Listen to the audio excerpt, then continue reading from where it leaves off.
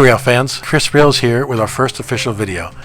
Today we'll be showing you how we, here at CrissRails, track, locate, and find trains. As you guys are probably aware, we focus on the world of freight, and of course that means miles and miles of track sprawling the nation, as well as being far more discreet and relatively unknown territory in comparison to passenger trains. So how, might you ask, do we know when trains are coming and where they are going? Well, firstly, we use the tried and true ham radio, of course. Railroads operate and communicate with each other and dispatch using the amateur radio band. Secondly, we had to find what frequency our nearby railroad uses. To do that, you can do a quick Google search of railroad frequencies. Just find your railroad and your city and you should be good to go. Another hint is railroads sometimes use multiple channels for different functions. Norfolk Southern has a road channel, actually quite a few, for the main dialogue. That's what we usually listen to. Some of the things you will hear listening in would be trains talking to dispatch or each other. Dispatch telling trains what to do, and some automated tones for various other track control systems. Once we tuned in, we just turn the radio on and wait for some action. The trains near us must report on the radio that they see the CP signals. We can hear the various trains reporting as they pass each signal.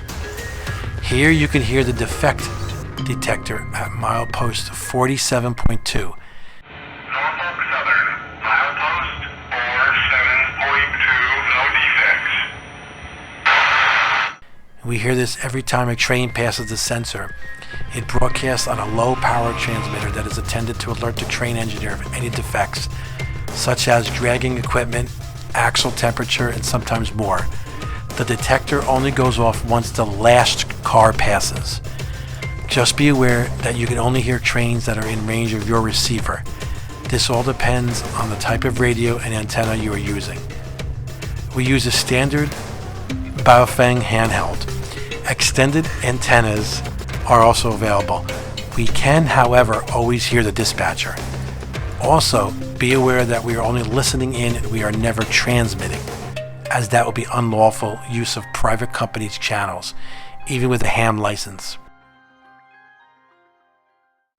Hey, if anyone knows a Beth Steelton that was born in 1999, please let me know. I've been looking for her for a while. Just leave a comment down below. The second way, and the best way we track trains, is using an ATCS monitoring system service. ATCS stands for Advanced Train Control System. It is important to note that not every railroad company uses this system for signals and blocks. CSX, for example, does not, but a handful of major lines do, including Norfolk Southern. This is something that the majority of rail fans are not aware of. We hope to spread the word, as this is an amazing service and tremendously improves the rail fanning experience. There is one major website that tracks this. It is run by fellow rail enthusiasts that have receivers set up all around the country to decode the control signals that are broadcast through radio into usable information. Then that gets turned into a visual layout, mimicking what the rail dispatcher sees. It is used by tens of thousands of rail fans, just like you and I. Unfortunately, this service is not available in every area, but is surely expanding. The process is a lengthy and tedious one, but it's the only way. We will quickly walk you through the process. Firstly, you will need to create an account with groups.io. This is free. There will be links in the description of this video.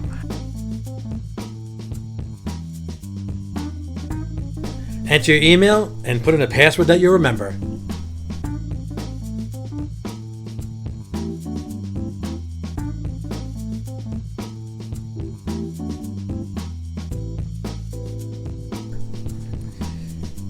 Once you get here, you're going to want to type into the search field ATCS Monitor, with the M being capital and no spaces whatsoever. You click up here to find or create a group, and then you search it on the top right as I typed. It's the only one that's spelt like it. You see it has a picture of a CX train. When you get here, you're going to click on Apply for membership to this group. It may also be labeled as Subscribe, but I don't remember. After you click on Apply for membership, you will have to be manually combed through.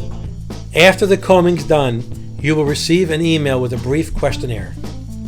In this questionnaire, you'll be asked 5 simple and easy questions on how you plan to use this service. After you fill out your questionnaire and the admin approves you, you will be allowed to use the service. If you want to download the Windows 10 monitoring application, you'll click on Files on the left-hand side, then the Applications folder. Layouts can be downloaded from the Layouts folder. Then you have 2 options. You can download the official software and download layout files. Note that this only runs on Windows 10. Or you can do what we do, that is use TrainMon 5. This is a website that does the same thing, however, it can run on anything, your phone included. The desktop application and TrainMon website have different layouts, some the same and some different. Our layout that we want is only offered in TrainMon 5 at the moment. To sign up for TrainMon 5, you must authenticate through the ATCS Mon Group server. If you would like to go the TrainMon 5 route, which we do recommend, you're going to want to click Databases on the left side of the screen. Once you get here, click on TrainMon 5 Signups. Click on Add Row. After you click Add Row, all you have to do is enter your email and your last name and wait for them to accept. When you fill that in, click Save Row. From here, you will want to navigate to the TrainMon 5 website. To do this, type in trainmon5.com. Save it to your bookmarks too. We highly recommend it.